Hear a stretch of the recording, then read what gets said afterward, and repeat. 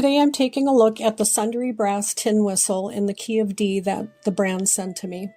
This is made of aluminum and brass, and the mouthpiece is plastic. Now I'm not sure what was harder, trying to learn the tin whistle or getting the package open. So don't laugh at me because I'm definitely a beginner at both. I used to play the flute in high school about 100 years ago, and I thought it might be fun to learn a new instrument again.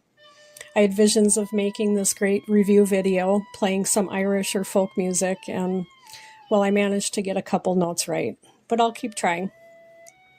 This is a 6-hole design. It measures about 11 3/4 inches long and is in the key of D. It's a nice option if you're interested in learning to play. Another thing that I thought was worth mentioning is it comes with 2 years of maintenance and a lifetime consultation service, which is a pretty nice bonus, especially for a beginner. One tip, if you're buying this as a gift for a child, I would probably remove the plastic around the whistle before giving it to them, especially if they want to play it right away. Anyway, I'm still learning and having fun with it. I hope that was helpful. Thanks for watching, and hopefully that wasn't too painful to listen to.